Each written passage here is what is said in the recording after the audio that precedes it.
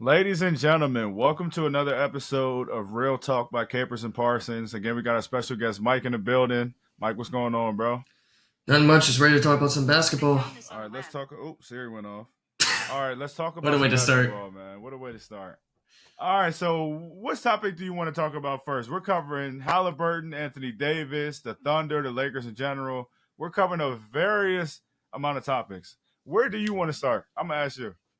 Let's go with the Lakers. Let's start with the Lakers then. What you want to say about the Lakers, bro? It's a night and day difference between Darvin Ham and JJ Redick.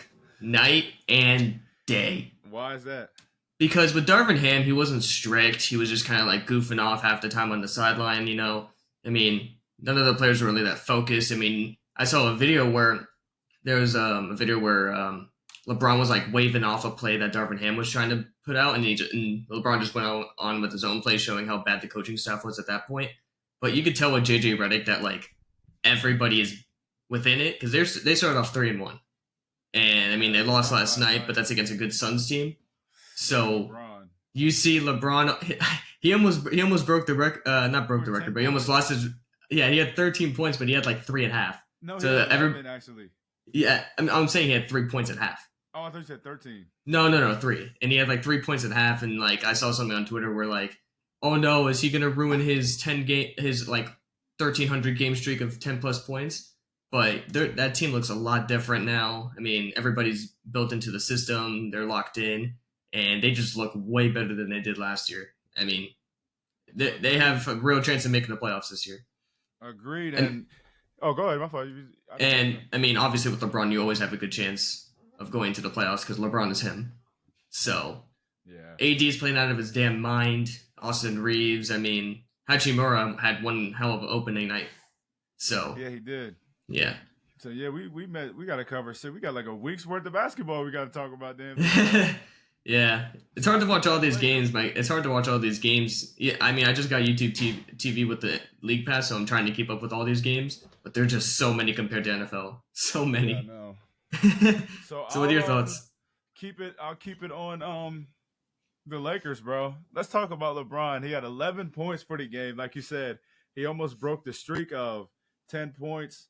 He played horrible last night, and the fact that he played so bad and they still had a chance to beat the Suns, that says a lot. That tells you a lot about the Suns right now, bro. I mean, they were up by at least like 20 points within the first like 5-10 minutes of the game. Tells you a lot about the Suns, man. Down the stretch of that game, the Lakers, I think, took the lead like 95-96 or something. LeBron's on the bench. They go through AD. AD is cooking Nurkic, cooking KD in the post. LeBron comes in the freaking game. He throws a terrible skip pass turnover. Then the very next possession after they score, throws up a shitty 3-pointer in the corner, misses that. I'm like, yo, LeBron, how you gonna come in the game and fuck the game up? I mean, like, the King. I'll say this: the King.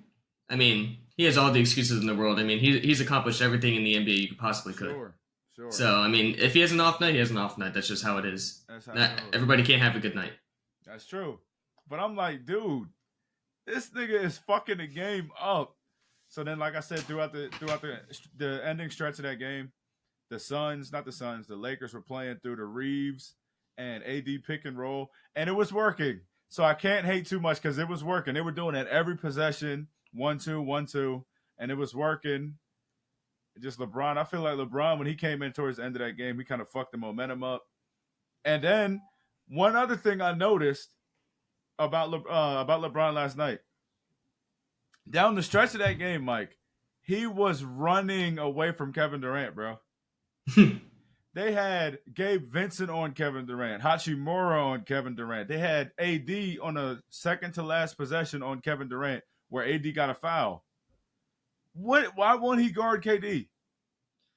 I mean, maybe his old ass can't keep up with him. I don't know, bro. I don't know whether it's they're trying to preserve him for later in the season. And I'm not talking about guard KD the whole game. I'm talking about down the stretch when you need it, when you have to have it. Why is he not guarding KD, bro? I don't know. Beats me. I couldn't tell you. I mean, Yeah, I mean, why have LeBron on him if you can have AD on him? because LeBron's quicker. But good He point. might be quicker, but I mean, has better defense in my opinion than him. Yeah, but they didn't have AD on him either, though. They only had him on that very last play. So I don't know. I mean, it's only game 3. Yeah, It I doesn't matter mean, too much. yeah. Switching over from the Lakers Suns game, let's talk about the Dallas Mavericks, the new look Dallas Mavericks. Out goes Mm. Derrick Jones Jr. In comes Klay Thompson. Klay Thompson breaks the record for Mavericks threes in a debut. What do you have, 6? I think all 3 of the games that they played, he's had nothing but what, 4 threes? At least 5 threes per game. He's Yeah, I mean, lighting it up. he just needed a change of scenery, really. You think so? I mean, going from having your best player as one of the best players of the generation and being the best shooter of all time to going to a younger person that's one of the best in the NBA that can pass like crazy, can do no looks, skip passes, whatever you think about it. And then he doesn't have to be the second option anymore. Yeah, he could just be that spot up shooter in the corner like he usually is. He doesn't have to go off the dribble. And I think that he just needed a change of scenery. That's really all it is. Because you got to think. I mean, maybe not when he was on the Warriors like the last 2 years. You kind of had Wiggins and Kuminga. They could be whoever you want to say is the number 2 option, whatever, right? I don't really think they have a number 2 option, to be honest. I mean, it's kind of like 2A, 2A, 2B, 2C. Good point. But now, like you said, you're playing with Kyrie Irving, who warrants a whole lot of attention. Luka Doncic, who requires all the fucking attention. And he's one of the best playmakers in the league, both of them really. And you don't have to do as much. You can just play defense, run around the 3-point line, and you're going to get looks that, because of the way the Warriors were built, you couldn't get the past couple seasons on the Warriors. Because, yeah, you got Steph, and yeah, you had Chris Paul last season, but they don't – Steph – what did they do last year? They had Chris Paul at the point, and Steph was playing so much off the ball, running around, zigging and zagging. It's just you're not going to get the same looks. And now that he's getting these looks now granted, I thought he was completely washed. I'm not going to lie. I'm just saying this shit to everybody right now. I thought he was completely done after going 0 of 10 or whatever in that playing game. But, bro, was I wrong. I just think that because of the change of scenery and the fact that he's not a number 2 option anymore, I think it just kind of showed how much he's kind of died down in a way and how much he kind of just had to leave the situation. I mean, the Dallas Mavericks needed shooting. I mean, you have Luka and you have Kyrie. PJ Washington. But Derrick Jones Jr. was never that spot up guy. Because as a Heat fan, he was one of the most underrated players on that team. And knowing him, his athleticism was the reason why he is who he is now. I just think that with more shooting in this modern NBA era, you need the shooting compared to the athleticism. So having Luka that can spot up, having Kyrie that can spot up, having Klay, shit. Good luck defending that. Good luck. And they got 2 bigs in Lively and Gafford that are fucking beasts. Oh my goodness, yo. Yeah, I mean, you have 2 starting caliber centers at your disposal. You can start Gafford, you can start Lively. It's not much of a difference. Sheesh. Man. So, with that being said, on the Mavericks point of things, and how good Luka's been playing and Kyrie Irving's been playing in his role great, Klay Thompson, they have a really great, solid all-around team. Let's talk about one of the teams that they put out in the playoffs last year. The only undefeated team in the Western Conference right now, my Oklahoma City Thunder. I'm going to let you go first based off what you've seen. So what I've seen, Shea is the best he's not ever going to be, obviously, but he is unguardable. Oh my God. His mid-range is pure. His three-point is pure. His passing is amazing. Like, that team, with how young it is one of the most complete teams in the NBA. You got rim protection with also three-point shooting from Chet. You had J-Dub, who broke out. You got Lou Dort, who's really good defensively. Your new acquisition, and Alex Caruso, who's one of the best defenders in the league. Oh my God. That team is... I can't even explain it. I know, the funny thing is about Caruso's not even all the way acclimated yet. Yeah, it's only 4 games. It's only three, but same shit though. Yeah. But dude, Shea, let's talk. I'm gonna talk about Shea first. Shea, we all knew how great he was in isolation, how great he was getting his own shot. Playmaking wise, he's really good, but dude, his mid range is deadly as ever. Him getting to the rim is deadly as ever. And now, I don't know if it was a change in a jump shot or if he got rid of the hitch in his jump shot. His pull up three and his step back three is lethal as fuck right now. And he's averaging one thing that I don't think he's done since we had Chris Paul. He's averaging like 7 3-point attempts a game. Yeah, he didn't shoot that much last year at all. Never did that. Nah, that wasn't his game. Paul, he didn't shoot 7, but he might have shoot like 5 or 4. Yeah, I didn't really pay attention to much when Chris Paul was there because that was my first time watching. That was like my first year watching. So, but like dude, he's like unlocked. Basically, the point I'm getting at from watching him since he's came in 2020 and watching him develop. I kind of thought he was just a 30-point per game scorer, mid-range, get to the free throw line, whatever, right? Every year he leads the league in drives. And then you watched him in the playoffs. He was hitting perimeter shots. He was doing what he was supposed to do, but it wasn't at a high volume. Maybe he looked at some film or whatever, and he was like, dude, I'm this good already. Now, imagine I add a 3-point shot with more attempts. It's like, what the fuck can you do at that point? Because he's shooting so great right now. I don't know. I want to talk about Chet, though.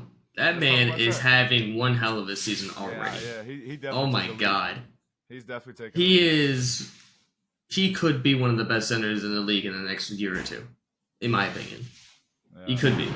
Yeah, he's balling right now, bro. He is balling right now. One topic I do want to bring up: Tyrese Halliburton. Okay, but before we get to Tyrese Halliburton, I wanted to say one last thing on the Chet thing, but we can get to Tyrese Halliburton. All right. Chet, he right now is averaging 24 points and 13 rebounds. Now, if you remember, again, it's only 3 games. I know I get it. There's 70 something more games of basketball. I know. 79. But Chet, what was the issue with him last year? He was getting pushed around. He was too skinny. He was too frail. He wasn't the greatest on the glass. He's going up against some great rebounders in Jokic and Vucevic, and he's been more than holding his own in this past couple of games, bro. I am actually surprised about that because even though Hartenstein got hurt, maybe they brought in Hartenstein to get the rebounds to do the dirty work. Maybe he taught that motherfucker something that we don't know about, bro. A key on how to get more rebounds. I don't know, but Chet is balling. This is his 3rd year, right? This is his 3rd year, 2nd year actually playing though. Yeah. Tyrese Halliburton. He has been putting up stinkers. Yo. Oh my god. Full game, Mike. A full game of no points. 0 and you're supposed to be the best player on that team. Oh, dude. Go ahead. But like I'm watching these games. I mean, he was not making shots. Couldn't make threes. I mean, you're supposed to be the best player on this team. There's no way. Not even LeBron put up 0 points in the game. Yeah, he played in his entire career. He didn't do that. Yeah. How do you put up 0 points as the best player on the team? That's like unthinkable. You cannot do that. I mean, he could have been passing a lot, but 8 shot attempts? 8? Didn't make one of them. And didn't make a single one, and you have 8 shot attempts? You cannot do that. I mean, you gotta have at least 20 shots if you're gonna be the best player. But that's all I gotta say about him. He's just putting up stinkers. I mean, with him, they go as far as he's gonna take them, bro. They have the team fucking built all the way around him, damn near to perfection. Like they went and got Siakam. They said, okay, well, we need another star player. They got him, Siakam. Miles Turner's a great defender, good scorer, shooter, 5-out big. Benedict Mathurin, another piece that's been playing really good to start the season too. Mm-hmm. They had Nemhard, Naismith or whatever. Like, bro, they have so many good role players around him. And again, McConnell. I know it's only TJ McConnell. It's only the second or third game, but bro, 0 fucking points is insane. It's Yeah. fucking insane and inexcusable. I don't give a fuck. I don't care who you are, bro. If you're the star player of the Indiana Pacers, bro, you can't put up 0 fucking points in a game, bro. I mean, Yeah. but everybody already knows that. We're not saying nothing that nobody knows. Yeah. So what's a topic that you want to bring up now? Right, I brought mine up. Now it's your turn. So let's talk about your Miami Heat real quick. That's not what I wanted to talk about. Well, we can do that though. Let's talk about your Miami. That's up to you. Doesn't matter to me. Yeah, so from these first 3 games, it's really hard watching this team when your 2 best players barely contribute in the first half. Jimmy is not aggressive. Bam is not shooting as much. Tyler Hero and Rozier have been cooking. They have been going crazy. And Jokic has been having a good start too. But you gotta realize that this team, they're not undermanned, but they're underdogs per usual. I mean, the Heat are never, they're never thought to be the best team because they don't have star power. I mean, you have one of the best defensive bigs in the league, and one of the most underrated players in the league with Jimmy. But they need to start playing their rookie. What is the point of selecting someone in the first round if you're not going to play it? Maybe in garbage time minutes. But Khalil Ware is not playing at all. I want to see him play. That's the whole point of a first round pick. You want to see him play. You think he's ready though? I mean, from what I've been seeing on Twitter, he's been dominating practices. And you're starting. Why is Thomas Bryant the second string center? Who's supposed to be the second string center? Realistically, Kevin Love, but he's been out for personal reasons. Okay, but, that's why they started. Yeah, but still, why would Thomas Bryant be the third then? Put Khalil Ware in. Yeah. But the past 2 games, we've barely beat the Hornets. We beat the Pistons last night, but those are garbage teams. I mean, the Hornets have been good. I'll give them that. They've been good to start the season. But our team should be easily dismantling Hornets and the Pistons. But we've been playing good, so I mean, 2-1 to start the season. I'm not complaining. Okay, so I seen an article somewhere. I don't know if it was on ESPN or for his Bleacher Report, but I seen an article. What do you think about the possibility of the Heat trading Jimmy Butler? And the article was to the Rockets. Yeah, I saw that too. I know what you're talking about. It was for like Jalen Green, for Jabari Smith, a couple picks and stuff. It's funny because I've been seeing on YouTube people rebuilding the Heat, and they actually do that trade too, and it's funny. I don't see the fit. How can you start Terry, start Hero, and start Jalen Green in the same lineup? That doesn't. There's too small. You gonna have Jalen Green come off the bench? Hell no. He's a rising star. You're not gonna put him on the bench. He's been balling lately. He's been balling, yeah. Jabari Smith is a nice player, but I mean, we're losing a lot of defense on that trade. I mean, I don't see the Heat trading him whatsoever. I mean, they're either going to give him a 1-year extension or he's going to go in free agency. Now, if he gets traded, that's not something I see realistically. I don't see Pat Riley trading him. But this is probably, in my opinion, the last year of his prime. I don't see him getting any better. He's only going to get worse. But it's hard to tell. I wouldn't mind a trade, but it just depends on who it is. Pat Riley's not going to trade just to trade. He's not going to do that at all. Yeah, he only trades for the best. That's why we have Rozier, because Kyle Lowry was asked last year. We had to give up a first round pick, but that trade has been a win for me. Although he's been injured. So how far do you think Jimmy Butler can take the Heat this season as constructed? Ceiling 6 or 7. No, I'm talking about in the playoffs. It really just depends on who we play against. I mean, when it comes to playoffs, it's really just numbers game and who you get face off against. Yeah. I can see us beating the Knicks again. I can see it. Bucks, no, even though we've had their number the past few years, Yeah, which I'm about to is say you guys. insane. I don't Yeah. understand how. Giannis is just a choker. Um, Philly, I can see us beating. I Okay. think the only team that we probably can't beat in the first round is Celtics. Um, Cavs maybe, and I could see the Magic getting in. So The, your point. Go ahead. Go ahead. Go ahead. no. Go ahead. I do have one topic I want to bring up Your after that though. point. Your point is it just depends on who they go up against. Mhm. It's just a whole very all right. So I got that. We'll scratch that because, like I said, it's too far away from right now. But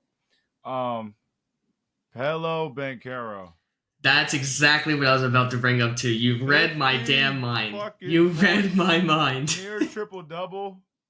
What With 50 the points fuck? too. 37 and a half, bro. I was watching some game last night, bro. I looked at my fucking phone. Exactly. It said Magic halftime. Bancaro, 37. 37 points. I said, God damn. And you know what the funny part is? He's one of the least talked. I guess that's how you say it. He's one of the least talked about number one picks in the past 10 years. Yeah. Gotta be. Yeah. No one is talking about him. We lost the first game. The Heat lost the first game against the Magic. Paolo was getting whatever the fuck he wanted. Nothing was guarding him. No one was guarding him. And I'm like, are you serious right now? He is going crazy. And he should be. He's number one pick. But he's the least talked about number one pick in God knows how long. No one talks about him. It's insane. I don't know why. I hope this 50-point piece puts him on the map or Wake something. people up. Yeah. Because and they got a nice squad too. They do. And they added Caldwell Pope. That's a great role player. Yeah, they got a nice little team over there, bro. They got Suggs. You probably start Suggs. You start KCP. You start Bancaro, Isaac, Bancaro. That team is so good defensively. It's insane. Yeah, bro. I can see them making the playoffs, but I think the lowest they can go is playing. I don't see them missing the play-in. Well, they made the playoffs last season, and they gave the Cavs. Oh yeah, they did. You're right. Game 7. They took them to Game 7. Yeah, I'm not gonna lie. I almost forgot about that. They did. Yeah, but that was his second. This is his second or third year. I think second, third. Damn, these years are flying by. Flying by, bro. Yeah, bro, but flying the fuck by. Yeah. Yeah, bro. I mean, shit. The Magic got a good squad.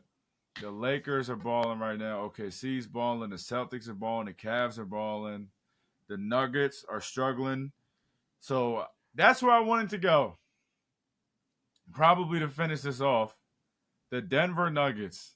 Jokic, they lose to OKC. The OKC Thunder go into Denver. What was that, Friday night? No, Thursday night. Thursday night. Go into Denver. Thursday. And blow Denver the fuck out. Now, granted, there was no Hartenstein. There was no Jalen Williams big. Kenrich Williams. The Thunder missed a couple guys, whatever. But the game didn't start off that way. The Nuggets were up like 22-10. They were hitting threes a little bit. The Thunder couldn't buy a basket, turning the ball over. The second quarter starts. OKC flips the switch. What's his name? Aaron Wiggins balls out. Shea balls out. Chet was getting whatever he wanted. The Nuggets couldn't shoot. They end up getting blown out. You got Stephen A. on TV talking about, we know the Nuggets aren't old, but yesterday they looked old. And then after that, you got Jokic coming on the interview saying, we don't have any shooters. Yeah, he was going crazy on his own team. He said, we don't have enough shooters. We got some streaky shooters. I'm a streaky shooter, whatever. We don't have enough pieces right now. I appreciate the honesty. Do I think he should have said it? Maybe not to the public, but I appreciate his honesty. I don't blame him 1 second for saying that, because you lose Caldwell Pope.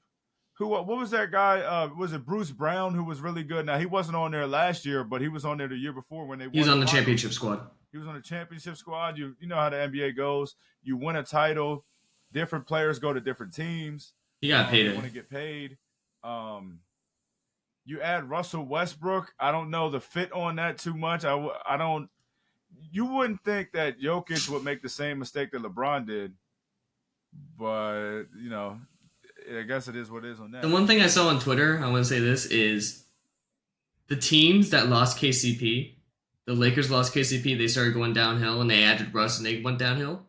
The Nuggets Oh lost man, how far KCP, they? added Russell Westbrook, and look where they're at now. They're going downhill to start. They don't look good. They almost lost. They took the Raptors. Took them to Yeah, I saw that was overtime. an overtime game. And they almost lost to the Raptors in overtime. That's not a good sign for things to come. Scotty Barnes has been going pretty. Has had a good first few games though.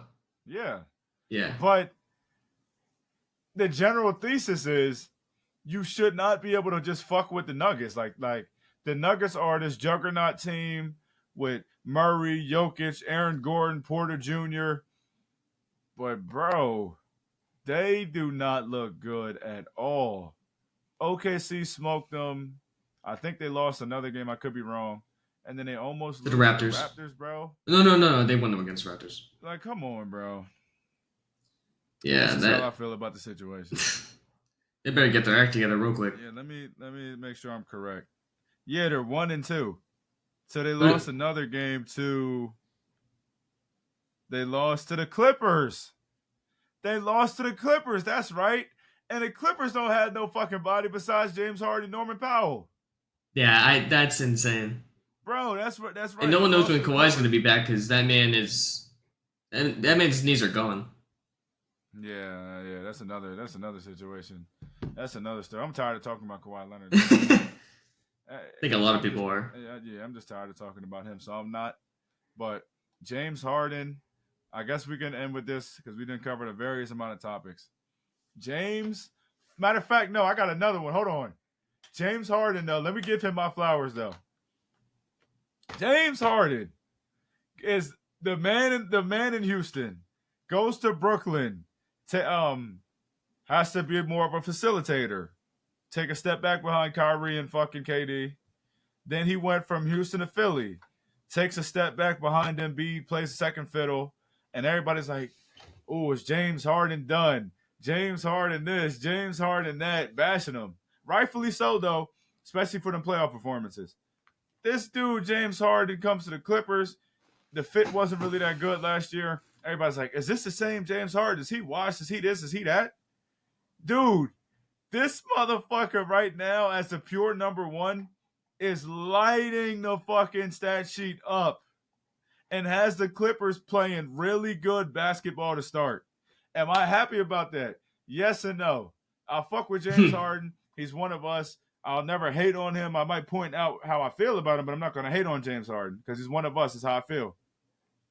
But the fucking Clippers, man. The Thunder have a chance to get Cooper Flag. So I need the Clippers to lose every single fucking game they can. You don't need Cooper Flag, bro. You don't need him. Need him? No. Do I want him? Hell yeah. I can at least dream. I can at least dream a little bit. And then last topic. I know I keep saying that, and then we can walk up out of here. Just a quick little pointer. How about Cameron Thomas? Yes. Brooklyn Nets. Oh my god. Pure fucking scorer. Pure bucket getter. That motherfucker. I watched the Nets exclusively this season so far. And I'm watching him have to fight against his own fucking teammates. This motherfucker, this is how I feel about his ceiling. In my opinion, I feel Cameron Thomas is so fucking good that he needs to be one of them people like Luka, like James Harden, like LeBron, players like that have the ball in their hands every possession, and you go from there. Like, you give them the ball, you let them create, you let them get their own shot. I'm watching the Brooklyn Nets. You got Ben Simmons, Dorian Finney-Smith, Cam Johnson. Cameron Johnson, Dennis Schroeder, Claxton, doing everything but give Cam Thomas the fucking ball. And the shit pisses me off because Cam Thomas, he hits wide open shots. He hits the most contested, tough fucking dagger shots you can think of. And they don't, in my opinion, what he's averaging like 29 points right now or something like that, 26 points right now. I'm gonna look it up. They don't give him the ball enough. They don't give Cameron Thomas the ball enough, and that shit be pissing me off. He's averaging 30. He's averaging 30. 35 and 30 points, 5 rebounds, and almost 3 assists on 47%. On great percent. Averaging Yeah. 30. They need to give Cameron Thomas the ball more. That shit pisses me off. Public service announcement. Message to the Nets. Ben Simmons, Dorian Finney-Smith, Schroeder, Cam Johnson. Give Cameron Thomas the fucking ball and get the hell out of the way. I'm tired of watching you guys do dumb shit with the ball when you have a fucking beast that you're taking the ball out of his hands. Stop doing it. I'm getting tired of this shit. Ben Simmons should never have the ball, and honestly, only facilitate. He shouldn't even try to score. Don't do that. Not even. Don't do Ben Simmons like that. I no Ben Simmons slander will be tolerated on my watch. But anyway, that's the episode. I appreciate you guys for watching. If you made it this far, please like, comment, subscribe up. Follow us on all the socials. Links in the bio. We'll be back with another episode throughout the week. See y'all boys. Yo, that was